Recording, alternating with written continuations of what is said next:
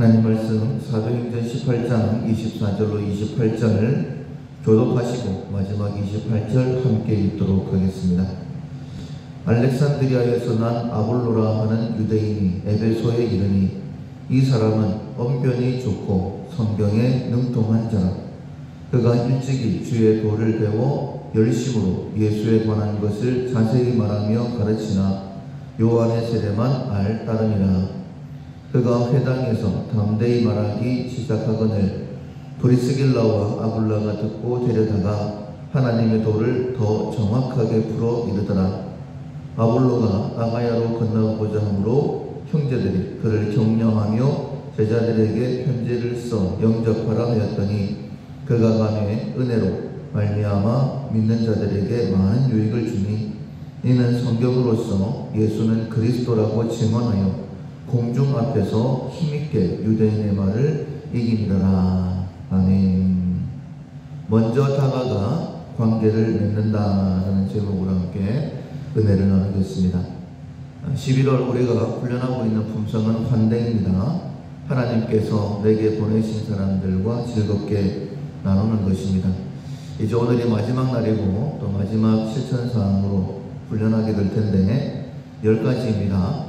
방문객을 환영한다. 상대방이 중요한 사람임을 느끼게 해준다.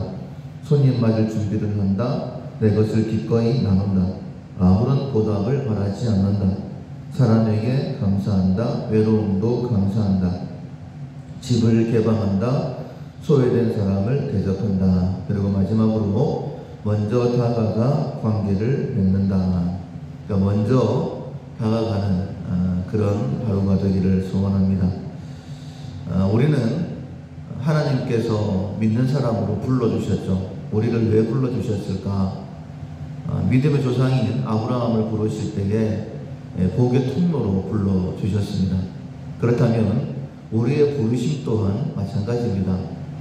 먼저는 우리가 하나님의 복을 받아 누려야 되고 하나님은 복되신 분이시다 라는 것을 우리를 통하여 또 증거하게 하시려고 또 우리를 통해서 우리를 만나는 사람들마다 하나님의 복을 받아 누릴 수 있도록 우리를 복의 통로로 세워주신 줄로 믿습니다.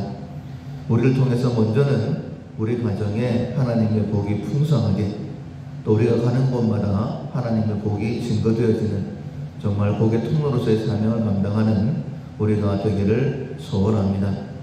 물론 세상적으로 보면 약한 부분들도 있을 수 있습니다. 회사에 가면 더 높은 지위에 사람도 있을 수 있고 더 돈이 많거나 아니면 더 능력이 뛰어난 사람을 만날 수도 있습니다. 그러나 반드시 우리가 기억해야 되는 것, 하나님께서 나를 통하여 하나님의 복을 이 사람들에게 나누게 하시려고 나를 이 자리에 보내셨다. 그래서 우리가 발을 디디고 있는 모든 것이 곧이 사역지이다 라는 사실을 기억하고 살아가지 않습니까? 누구를 만나든지 간에 그런 담대함이 우리 가운데 있어야 될 것입니다. 오늘 본문에 아볼로라라는 사람이 나오죠. 알렉산드리아에서 난 사람이다 라고 했습니다. 그런데 이 사람에 대해서는 이렇게 표현을 했습니다. 언변이 좋고 성경에 능통한 자, 그리고 일찍이 주의 도를 배워 열심으로 예수에 관한 것을 자세히 말하는 사람이라고 표현을 했어요. 그러니까 아주 교회 안에서는 뛰어난 인물이다라고 말씀드릴 수 있습니다. 근데 에베소에 왔을 때에 이제 말씀을 증거하는데 한 가지 약점이 있었습니다. 25절에 보면 요한의 세례만 알 따름이다. 즉 성령 세례를 모르는 거예요. 그 가운데 예수 그리스도의 복음을 증거하고 있었죠. 말은 잘하고 또 능력 있게 사역을 하고 있지만은 정말 중요한, 왜냐하면 성령께서 임하심으로 권능을 받게 되어지고 교회가 힘있게 세워지게 되는 것입니다. 그리고 성령께서 주의 도를 가르치시고 또 생각나게 하시기 때문에 반드시 성령 세례에 대하여 알아야 되는 것이죠. 세상적으로는 뛰어난 사람이지만 분명히 영적으로는 부족한 부분이 있습니다. 그런데 이 아볼로를 위해서 하나님께서 누구를 보내셨냐면 브리스길라와 아굴라를 보내주셨죠.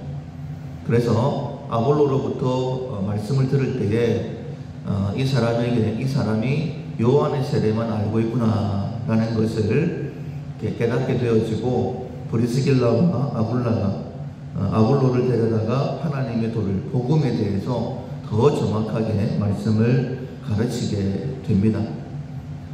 세상적으로 보면 브리스길라와 아굴라의 직업은 천막 만드는 사람이죠.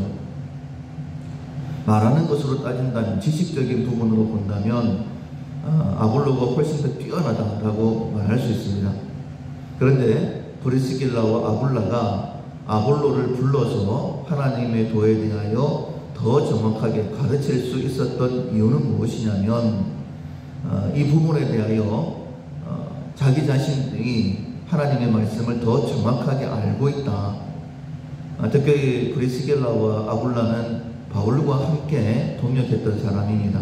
정확한 하나님의 말씀을 알고 있다라는 것 때문에, 또 하나님께서 지금 아볼로를 만나게 하신 이유는 더 정확한 하나님의 말씀, 복음을 가르치라라고 이렇게 만나게 하셨구나라는 자신감을 가지고 아볼로에게 이 말씀을 증거했다라고 믿습니다. 그 결과 27절 이하에 보면 에베소에 있던 아볼로가 아가야로 건너가죠. 그때에 편지를 써서 아볼로를 영접해라 라고 그렇게 이야기를 합니다. 그리고 아볼로가 가서 아가야의 사람들에게 많은 유익을 줬다. 그 이유가 성경으로서 예수는 그리스도라고 증언하여 공중 앞에서 힘있게 유대인의 말을 이기리라. 유대인들은 구약만 아는 사람들이죠. 근데 구약의 핵심은 신약이죠. 예수 그리스도를 이 땅에 보내셔서 우리를 구원하시는 것.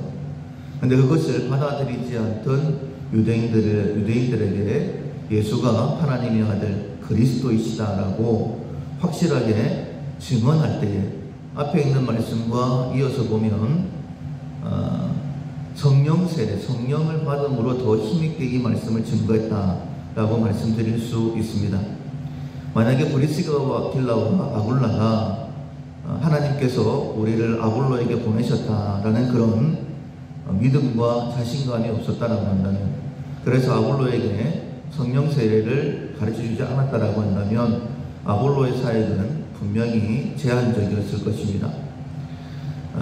우리가 어떤 사람을 만나든지 나는 하나님의 복의 통로다라는 사실을 먼저 우리가 확신해야 됩니다.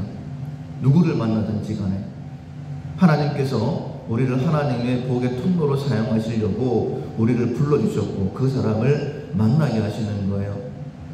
그래서 힘있게 한 사람 한 사람에게 다가가고, 그리고 그들에게 손을 내밀 수 있어야 됩니다.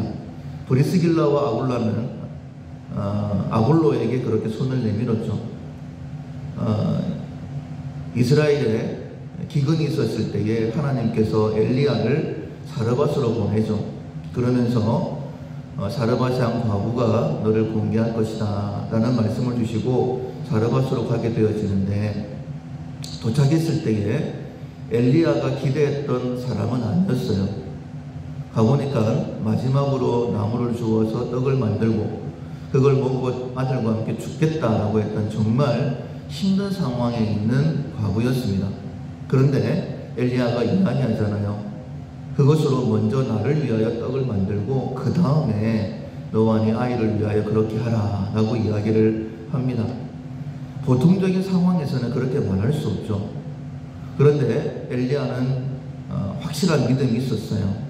하나님께서 이 기근 가운데에 이 여인으로 인하여서 나를 공개하여 하실 것이다. 그렇다면 이 사르밧 과부에게 있는 가루와 기름은 떨어지면 안 되는 것이죠.